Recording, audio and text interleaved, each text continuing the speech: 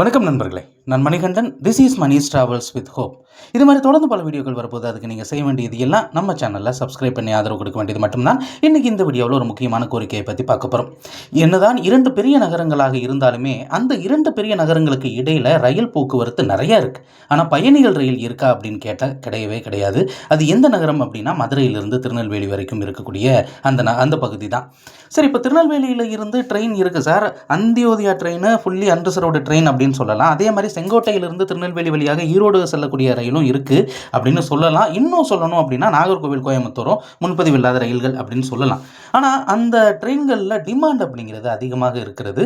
மதுரையில் இருந்து திருநெல்வேலி வரைக்குமே ஒரு பயணிகள் ரயில் இயக்க வேண்டும். இப்போ காலை நேரத்தில் திருநெல்வேலியிலிருந்து செங்கோட்டையிலிருந்து வரக்கூடிய ரயில் இருக்கிறது. அதே மாதிரி நாகர்கோவிலிருந்து வரக்கூடிய கோயம்புத்தூர் செல்லக்கூடிய ரயில் இருக்கிறது. ஆனால் மதுரையிலிருந்து பேசஞ்சர் ட்ரெயின் இருக்கா அப்படின்னு கேட்டால் காலையில் ஒரு 8 மணிக்கு மேலே தான் அந்தியோதயா ட்ரெயின் இருக்குது. அதிகாலை நேரத்தில் ஒரு 5லிருந்து 6 மணிக்குள்ள பயணிகள் ரயிலில் திருநெல்வேலிக்கு செல்ல முடியாத ஒரு நிலை அப்படிங்கிறது இருக்கிறது. இதை மாற்றுறதுக்காக ரயில்வே நிர்வாகம் ஒரு மிகப்பெரிய முயற்சியை செய்யணும். அது என்ன அப்படின்னா, ஒரு 2 ரயில்களையாவது மெமு அல்லது டெமோ ரயில்களையாவது இயக்க வேண்டும். பகல் நேரத்தில் திருநெல்வேலிக்கும் மதுரைக்கும் விருதுநகர் வழியாக இந்த இணைப்பை ஏற்படுத்தினாங்க அப்படின்னா உண்மையிலேயே திருநெல்வேலி, மதுரை, விருதுநகர் இந்த பகுதி மக்களுக்கு ரொம்பவுமே பயனுள்ளதாக இருக்கும். இப்போ மதுரையிலிருந்து பயணிகள் ரயிலே இல்லையா அப்படின்னு கேட்கலாம். இருக்கிறது. மதுரையிலிருந்து காலை நேரத்தில் செங்கோட்டை வரைக்கும் செல்லக்கூடிய ட்ரெயினில் விருதுநகர் வரைக்கும் நம்ம போயிட முடியும்.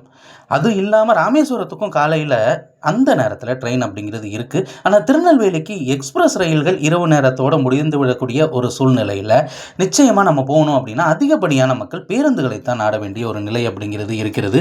பேருந்து கட்டணம் அப்படிங்கிறது இன்றைக்கி அதிகமாக தான் இருக்குது. பயணிகள் ரயில் இயங்குனா அதனுடைய கட்டணம் அப்படிங்கிறது குறைவாக இருக்கும். அதிகப்படியான லக்கேஜ் எடுத்துகிட்டு போகிறதுக்கும் வசதியாக இருக்கும் அப்படின்னு ரொம்ப நாளாகவே மதுரை மற்றும் அதை சுற்றி இருக்கக்கூடிய மக்களும் சரி, திருநெல்வேலி மற்றும் அதை சுற்றி இருக்கக்கூடிய மக்களும் சரி, இடையில் இருக்கக்கூடிய விருதுநகர் மக்களும் கோரிக்கை வச்சுட்டு தான் இருக்காங்க. ரயில்வே அதை கேட்டுட்டு தான் இருக்காங்க. ஆனால் எந்த ஒரு நடவடிக்கை எடுத்த மாதிரி தெரியல.